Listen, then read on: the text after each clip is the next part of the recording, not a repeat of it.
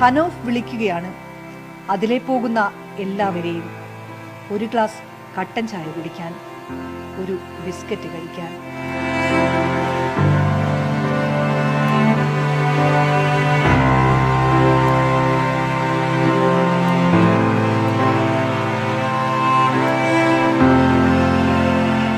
വെള്ളാർമല സ്കൂളിലെ 7ാം ക്ലാസ് വിദ്യാർത്ഥിനി ഹനൌഫിന്റെ കൂടെ സ്കൂളിൽ പോയിരുന്നവർ, കളിച്ചു നടന്നവർ, അവരിൽ ചിലർ ഇന്നില്ല.